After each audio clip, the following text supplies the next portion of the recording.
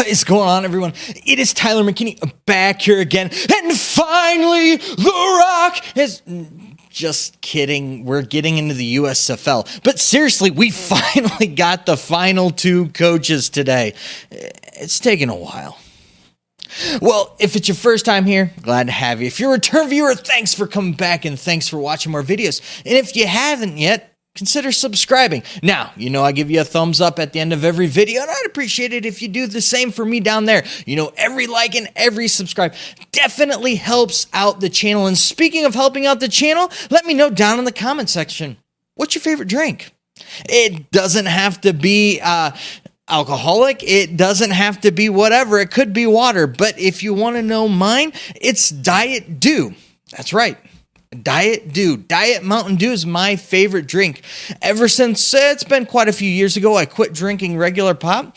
Diet Dew has been it for me, and that is usually what you will find me drinking. So there you have it. Like to know yours down in the comment section. All right, without further ado, here we are. Here we have it, the last two coaches. Are you ready? Well, I know you're ready. I am too.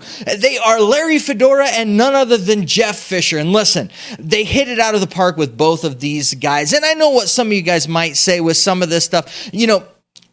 Yes, Larry Fedora didn't really end things well in North Carolina, and it was two really dismal seasons that ended up with not really finishing out. It was a bad situation there. But Larry Fedora is actually a really, really, really good football mind. And overall, he had a really, really good head coaching career.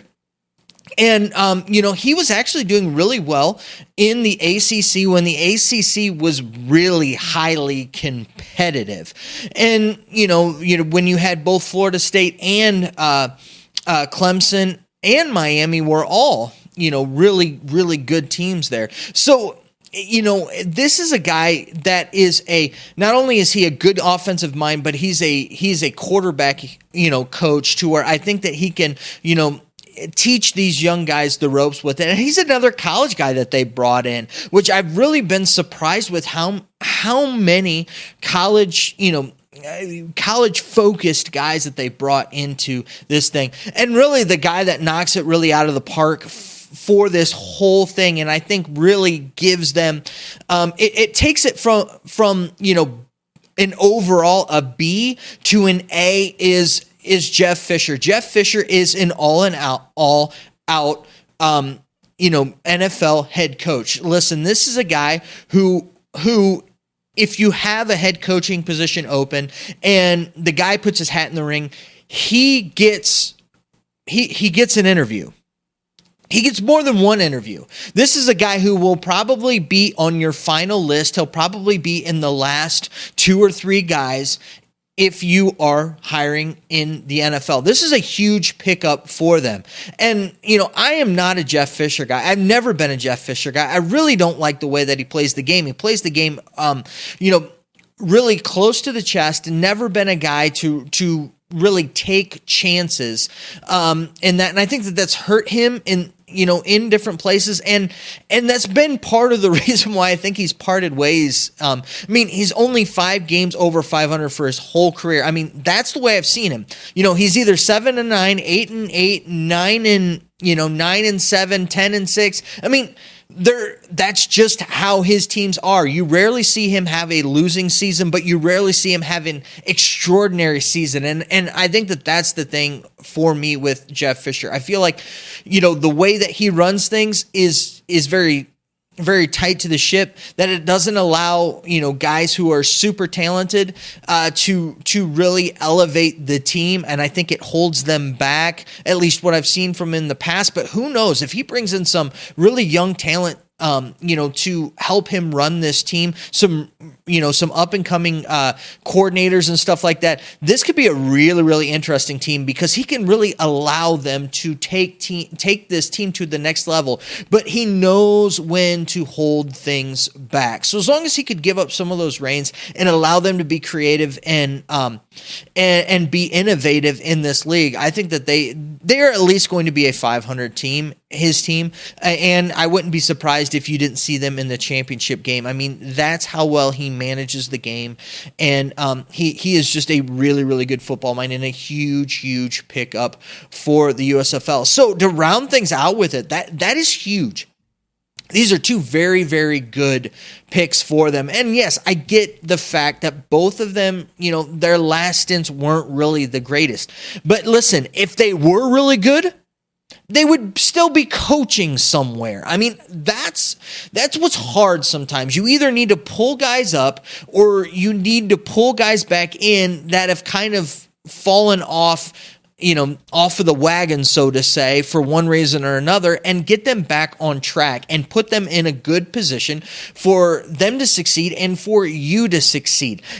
You're not going to, in this situation, you're not going to draw away a guy who's got a really nice, position unless you throw a bunch of money at them. And that's not what they're going to do here. But Jeff Fisher is a huge get for the USFL. Like, this was the home run hit that they need. This is what they needed to tell everyone in the football community that they are serious about playing football, that they're serious about bringing players in there and really showcasing that this isn't just some, quick flash in the pan, try to see if they can put something together that's going to stick. Listen, this is a long-lasting commitment, and it shows when they bring in a guy like Jeff Fisher. I really like the Larry Fedora hire as well. I think getting, a new rejuvenated, fire in his belly, Larry Fedora, I think you're going to need to watch out for him and some of the fun things that I think he's going to bring to this league. But this has just got me even more excited to continue talking about the USFL. And stay tuned to the channel because you're going to be getting, I'm going to go through and I'm going to give you a grade on each one of these hires for each one of these coaches. So we're going to go ahead and rank them. We're going to give each one of them a grade. And also, too, we've got a lot of information that we need to cover that's been coming out and that's been leaking out that I think is giving us more information on where they're headed in the direction that the USFL is headed with this whole thing. We've all, I think, been looking at this a little bit, especially those of us who follow this alternative kind of football leagues, kind of community. We've been looking at this thing, I think, wrong. I think that they have a 3-year plan. And they are running a 3-year plan when it comes to the USFL, and that being Fox is running a 3-year plan. Whereas we're looking at it as you got to get it out now, you got to get this thing going. And they're just like, this is just one step in the process to get us down the road, and this is a 3-year venture that we will hope to last. But this is not something that if everything hinges upon having a really successful, huge, big first year. It's really getting everything right in the first year, I think, is the way that they're looking at. But we'll get into more of that with, as the videos, go with it. And two, I'm probably going to have to go ahead and start ranking the logos and things like that because the way that they're releasing stuff, it's hard to, have everything cut and dry, then be able to do a video for that. So you're going to start to see a lot more of that type of stuff coming out from me now that we have a lot more that we can discuss and we can talk about. So I'm excited. I hope that you're excited about it. We got a lot of content to cover and a lot of stuff to discuss. So as always, let me know your thoughts down in the comment section and we'll continue the conversation on down there. All right, listen, guys, I know that you're busy and I know that I'm busy, so let's get on out of here. You have a good night. Bye.